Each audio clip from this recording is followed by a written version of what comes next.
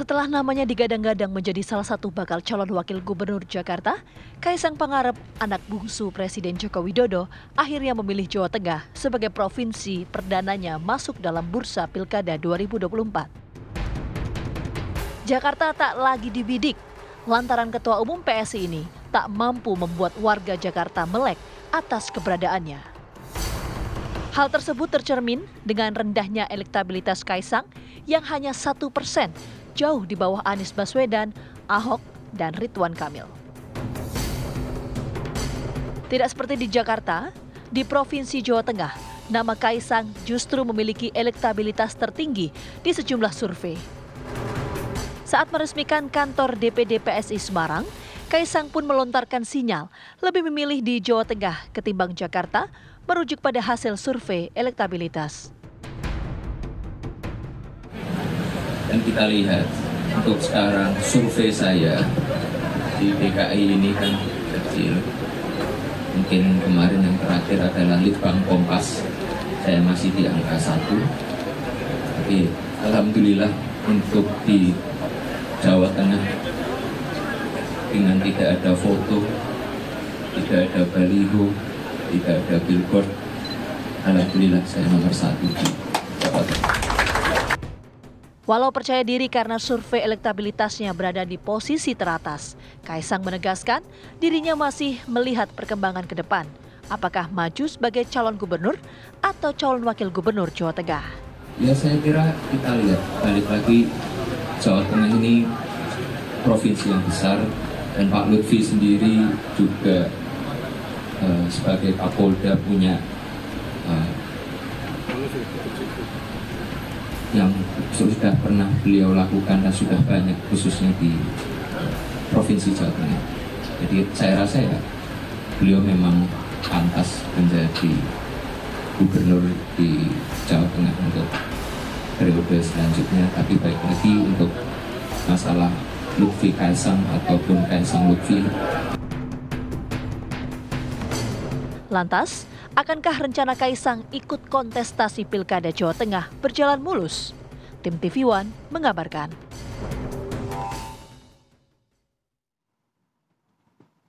Kalau berbicara survei, memang Kaisang ini menempati posisi teratas di wilayah Jawa Tengah. Tapi kalau kita melihat kok nampaknya seringnya belusukan di wilayah Jakarta begitu ya. Apakah akan maju di Jakarta atau di Jawa Tengah? Kalau di Jawa Tengah ini harus siap-siap nih, ini kandang banteng nih, mau diseruduk apa gimana nih gitu ya. Kita akan membahas hal ini dengan narasumber yang sudah ada di studio. Sudah ada Mas Ahmad Khairul Umam, analis politik Universitas Paramadina Jakarta. Selamat pagi, Assalamualaikum. Pagi Mas Arief. Kemudian juga ada Mas Aryo Seno Bagoskoro, politikus PDI Perjuangan. Selamat pagi Mas Seno. Pagi, Farate semuanya Mas. Terima kasih nih, offline kita ya. Yes.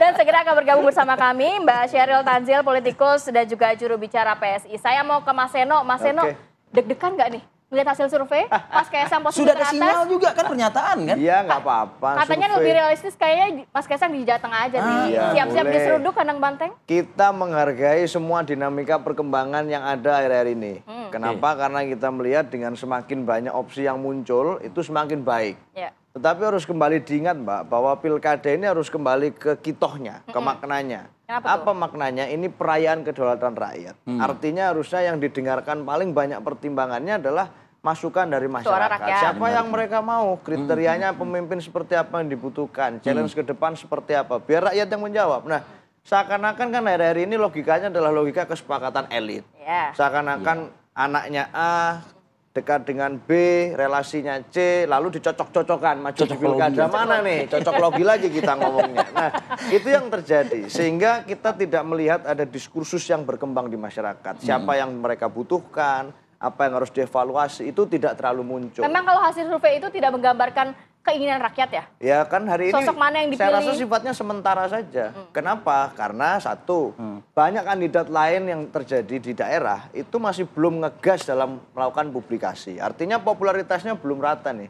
antara satu nama dengan nama yang lain. Baru satu nama aja nih. Baru 1-2 nama. Belum ada lawan nih. Belum ada yang itu melakukan konsolidasi serius. Artinya belum melakukan sosialisasi secara masif. Masih partai belum bergerak. Partainya juga belum bergerak. Sehingga ini baru beberapa saja publik yang aware bahwa ini ada pilkada dan calonnya baru beberapa. Tapi nama kader partai PDIP ini masuk posisi keberapa nih kalau melihat survei kan Bambang Pacul? Ya, masih kalau cukup jauh bicara di bawah Mas survei, Kaisang. kita yakin pilkada itu adalah dinamis. Artinya belum tentu kondisi realita yang terjadi hari ini akan tetap statis sama dengan yang terjadi pada hari pemilihan. Ini akan berkembang. Maka karena tidak ada ruang hampa di politik, sehingga kita yakin betul bahwa nanti dengan kader-kader, nama-nama kami memang bukan nama yang merupakan selebritas gitu ya, tapi dia punya latar belakang kepemimpinan yang cocok di wilayahnya masing-masing. Mas Hendy di eksekutif sangat jago, Mas Pacul ikonik di legislatif, Pak Andika Perkasa misalnya itu sangat piawai di dalam kepemimpinan militer. Sehingga ini kita bertanggung jawab atas nama-nama itu. Mas Umam, ada komentar soal ini Mas. Kalau misalnya saya juga merilis ke data nih Mas Umam ya. LSI, lembaga survei itu bulan Juni itu mengatakan ya suara PDIP terbanyak di Jawa Tengah yaitu ke Kaisang Pangarep begitu loh. Iya, pertama kalau misal kita merujuk pada basis data itu berarti ada indikasi split ticket voting di dalam basis pemilih loyal PDIP sendiri. Memang dalam konteks kepartean kepada PDIP, tetapi dalam konteks ketokohan, terutama dalam konteks pilgub barangkali ke Kaisang. Tetapi juga di saat yang sama, tentu angka itu tidak serta-merta murni dari ketokohan atau popularitas Kaisang. Diakui atau tidak, ada faktor yang barangkali perlu dihitung, yaitu bias dalam konteks dia memang putra dari Jokowi. Jadi nama Jokowi relatif cukup kuat di Jawa Tengah dan itu berimbas pada Kaisang. Tetapi kalau misal kita cermati, Kaisang sendiri tampaknya masih berhitung. Di satu sisi tadi disampaikan Mbak Ratih, pengennya di Jawa Tengah, tetapi belakangan itu mulai dari belusukan di Kemayoran, bahkan sampai sholat Jumat yang harus dipublikasikan. Bertemu Habib. Itu di Jakarta semua. Artinya apa? Ada ekspektasi besar bagi Kaisang wajar untuk kan, berada di Jakarta. Jawa Tengah maksudnya udah dipegang kan? Sangat wajar. Kenapa sangat wajar? Karena satu, Jakarta adalah milestone terbesar dalam konteks perpolitikan nasional. Yang kedua, dia memiliki basis kekuatan yang lebih real. Dengan 8 kursi, 7% di Jakarta, itu adalah bekal yang cukup memadai untuk mengeksersis. Tetapi problemnya, tampaknya dia ada semacam satu ketidakpercayaan diri, karena lawan tangguh yang di Jakarta. 1% itu fakta dan dia mengembrace itu kemarin di statement Jawa Tengah. Yang kedua, tampaknya dia memang ada rasa tidak percaya diri ketika calon yang diharapkan dia bisa menjadi bagian dari gerbong dia dalam konteks ini Ridwan Kamil disampaikan secara terbuka di hadapan Pak Erlangga kemarin, tampaknya menghadapi resistensi politik di internalnya. Nah, karena itu kemudian tampaknya sulit terwujud, maka kemudian opsi terkait dengan Jawa Tengah mulai dimunculkan oleh Kaisang. Meskipun negosiasinya ternyata masih alot. Apakah Lutfi Kaisang atau Kaisang Lutfi? Artinya dia masih membuka ruang negosiasi untuk berpotensi menjadi orang pertama, bukan orang kedua. Kalau gitu langsung dijawab saya sama Sheryl Tanzil yang sudah ada di depan kita pada pagi hari ini ikut bergabung juga ya. Politikus dan juga juru bicara dari PSI sudah hadir pagi hari ini. Selamat pagi Mbak Sheryl. Apa kabar Sheryl? Ada Seno dan juga Mas Umam. Kita jeda dulu tapi ya Sheryl ya. Kami akan kembali saat lagi. Tetap bersama kami di Apa Kabar Indonesia Pagi. Pagi Mbak.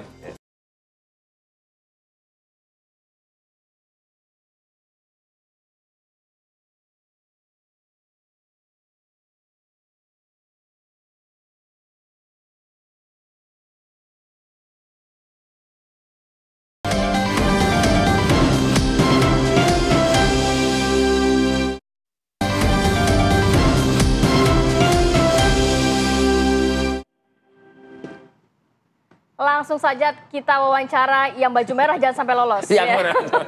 Mbak Sheryl, ini berbicara mengenai Mas Kaisang kan bilang realistis di Jawa Tengah dibandingkan Jakarta. Tapi belusukan sering Jakarta nih. Kalau di Jawa Tengah katanya belum ada spanduk, belum ada baliho. Alhamdulillah survei nomor 1. Sudah ada firm kemana? Kalau bicara realistis kan memang bicara angka ya. Tapi ya kita tahu DPP PSI kan di DKI. Dan Mas Kaisang memang sekarang domisili di DKI. Istri juga sedang mengandung dan memang di DKI. Jadi kayak misalnya kemarin, sebenarnya bukannya belusukan yang istimewa banget sih. Masalahnya setiap kali Mas Kaisang sebagai ketum kami kemana, ya itu teman-teman dari DPW DKI kan juga mantau dan mereka juga kepingin Sampai ikut. sholat Jumat loh Mbak. Iya, jadi ya itu sebenarnya antusiasme teman-teman aja sih dan ya wartawan itu kan penciumannya tajam ya. Jadi sebenarnya tuh kadang ada hal-hal yang bahkan Mas Ketum kami tuh nggak nyaman kalau wartawan datang. Misalnya nih saya contohkan, kemarin tuh ke PRJ, yang namanya istri lagi mengandung ya, kepingin ke PRJ. Ngidam lah gitu. Itu saya tuh nyaksiin seorang Kaisang Pangarep itu nenteng deterjen cair loh, cair 5 botol. Produk diskonan maksudnya gitu. Itu karena istrinya bilang ini mau beli mumpung di sini kan. Terus kita semua nawarin, udah Mas kita aja yang ini, nggak usah. Terus tiba-tiba banyak banget wartawan, itu sebenarnya mempengaruhi mood Mas Kaisang. Dia kayak agak kaget kok wartawan banyak banget. Jadi sebenarnya mungkin karena dia seorang Kaisang Pangarep kemanapun juga dicium oleh wartawan, jadi kesannya kita jadi rilis bukan cek gitu loh. ombak di Jakarta dengan sebenarnya kemana-mana tafsir gitu. lah Mbak, Ya kan tiap Jumat kan. Sholat Jumat memang tiap Tiap Jumat. Jumat, betul. Masalahnya memang karena ada survei yang keluar dan ada nama Mas Kaisang di situ. Ini kan olahan teman-teman media aja. Kita sih bersyukur dapat exposure ya. Tapi kalau memang kemarin ke Jateng itu juga memang dalam rangka meresmikan DPD kantor DPD di Semarang dan juga di Solo. Dan memang Mas Kaisang kan aslinya Surakarta ya. Jadi ya wajar lah kalau memang kliknya dia ya geng-geng Jawa Tengah istilahnya ya. Kemarin juga sempat main bola dengan Mangkunegaran Solo. Tapi ya kita sih naikin ke sosmed PSI gitu loh. Karena ya kadang tuh gini, kalau kita nggak up ke sosmed PSI, bahkan teman-teman PSI daerah yang nanya, kok ketum kesini kita nggak diinfo. Nah karena kan saya di DPD itu antar lembaga ya, ketua antar lembaga. Jadi teman-teman di daerah tuh selalu semi protes kalau misalnya ketumnya kemana mereka nggak diinfo. Jadi setiap kemana pasti kita info dan kita upload ke sosmed. Tapi kan teman-teman media ini melihatnya berbeda ya. Nah sebenarnya kalau Mas Kaisang sendiri pada prinsipnya sangat apresiasi hasil survei, apapun itu. Kayak kemarin kan teman-teman dari DKI. Tapi nyamannya Jawa Tengah, jujur. Serius? Wartawan sih bilang, ini DKI jelek banget hasilnya. 1%? Iya berarti itu evaluasi buat tim kita gitu kan ya. Padahal ya tim kita juga yang sebenarnya tim Despilkada yang ngurus nasional. Bukan mengurus ketumnya akan maju di mana. Jadi kalau misalnya pertanyaannya apakah mau maju di Jateng atau di DKI, ya jawabannya masih sama, ini masih Agustus aja belum ya. Kita lihat bersama lah gimana. Tapi yang jelas gini, menurut saya menarik nih karena ada Mas Seno ya. Nah. Kalau misalnya di Jateng, let's say ya. Ini saya udah pakai baju merah loh Mas Seno gitu loh. Dia mau bilang kayak gitu loh gitu. PSI kan merah. Wah kita udah matching nih. Ngomongnya udah chemistry dapet. Tapi intinya gini, kalau misalnya secara Pilpres itu kan pemenangnya ya Prabowo Gibran di Jateng ya. Tapi untuk Pileg pemenangnya tentunya Kandang banteng lah Jawa Tengah ya. PDIP. Menurut saya akan sangat menarik kalau memang ada pasangan dari Kim dan pasangan dari PDIP misalnya bisa ada yang berpasangan gitu ya, digabungkan. Ya tapi kita nggak tahu lah, Mas Umam mungkin nanti bisa menganalisa bagaimana. Tapi yang jelas gayung bersambut nggak udah dikasih ini Mas Eno, mungkin nggak di Jawa Tengah PDIP sama Kim? Ya prinsipnya. Kan sorry Mas Eno, kan nggak bisa menolak juga data yang tadi saya sampaikan juga. Iya benar. Suara PDIP di Jawa Tengah itu Kaisang Pangarep Iya gitu. betul, tapi begini, demokrasi itu malah semakin sehat kalau ada banyak opsi. Artinya tidak semua bermuara pada satu nama. Ini semakin bagus. Artinya dengan survei yang muncul hari ini semua kan belum pasti juga. Makin banyak poros makin bagus gitu iya, ya. apakah betul nama-nama yang muncul di survei itu semua akan maju? Belum tentu.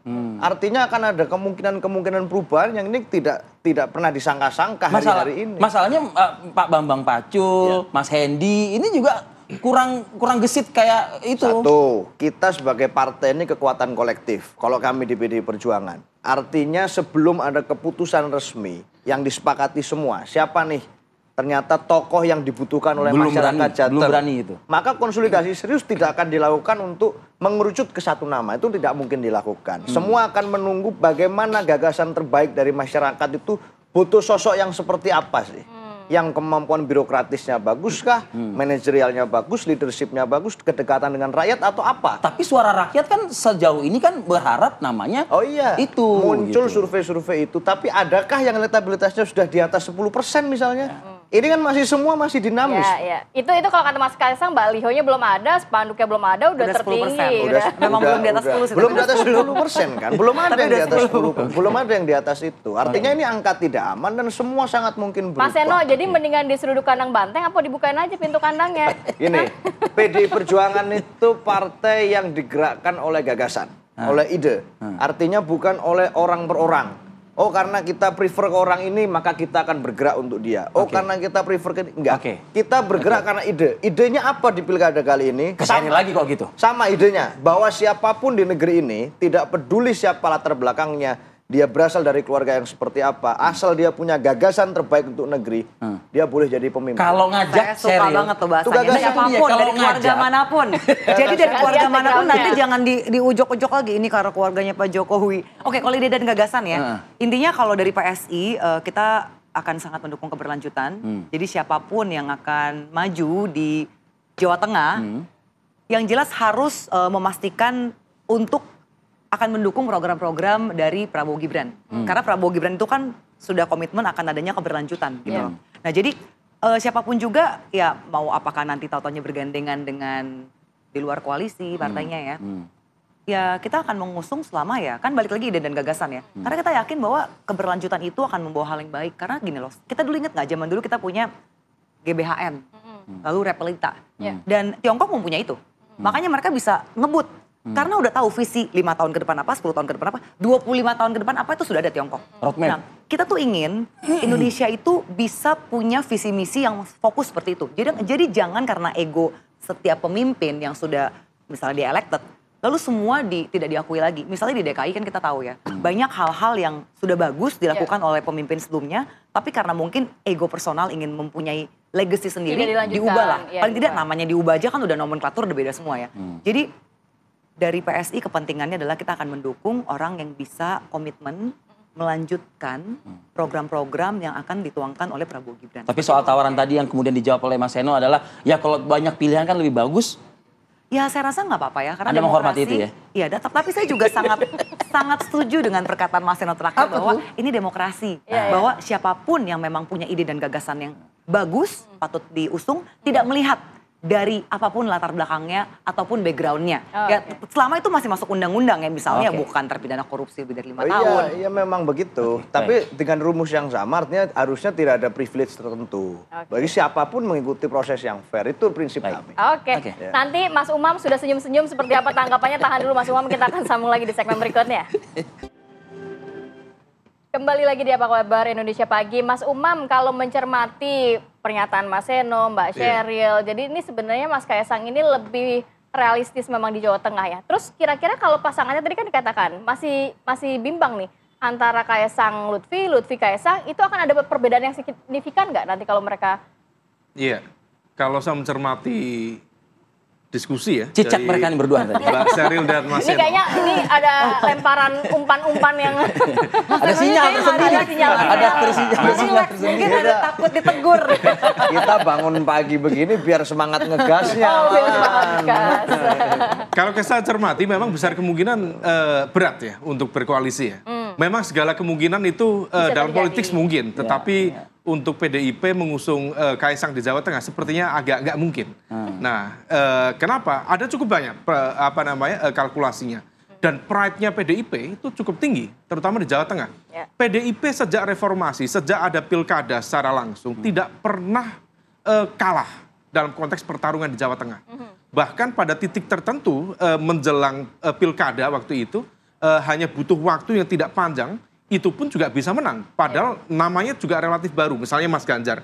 Waktu itu yang digantikan adalah Bu Rustri Ningsih. Yang secara elektoral itu cukup tinggi. Tetapi begitu kemudian split, kemudian digantikan dengan Ganjar, konsolidasinya juga cukup besar. Selain itu, kalau kita lihat peta jaringannya, PDIP itu di kekuatan pilkada sebelumnya ya, itu menguasai 28 dari 35 kabupaten kota di Jawa Tengah. Artinya memang basisnya cukup kuat. Tapi itu kuat PDIP semua atau memang ada yang ke Jokowi? Memang ada waktu itu memang ada ini ya kekuatan yang menumpuk dalam konteks ini, ada pengaruh PDIP, ada juga pengaruh Jokowi. Tetapi fakta politik itu menegaskan bahwa basis sel PDIP, basis pemilih loyalnya cukup terkonsolidasi dengan baik. Meskipun per hari ini ada koreksi yang cukup serius. Hasil di Pileg kemarin itu PDIP di level Jawa Tengah kehilangan 9 kursi. Dan itu adalah sebuah angka yang cukup signifikan. Kemudian di saat yang sama, tradisinya Mbak, kalau misal kemudian pilkada dilakukan penjaringan di PDIP yang sebagai partai pemenang di Jawa Tengah, biasanya itu yang mendaftar bisa belasan orang. Cukup banyak. Sekarang praktis hanya 2 orang. Satu Mas Hendra Priyadi, yang kedua Pak Rukma. Memang betul salah satu ya di antara 2 ini yang berpotensi, salah satunya adalah Mas Hendi ya, Pak Hendra Priyadi. Yang terbukti dia mampu mengonsolidasikan basis kekuatan di Semarang dengan melawan kotak kosong. Artinya semua partai menunjukkan apresiasi kepada dia dan kemudian dia bisa memainkan itu. Tetapi problemnya ada semacam keengganan atau kurang speed up ya dalam konteks dinamikanya, sehingga PDIP per hari ini juga belum menunjukkan gelagat yang cukup agresif dalam konteks pertarungan. Faktornya apa Mas Umam? Faktornya cukup kompleks. Barangkali ada semacam kekhawatiran, ada semacam barangkali pertanyaan ini bagaimana keputusan dari pusat.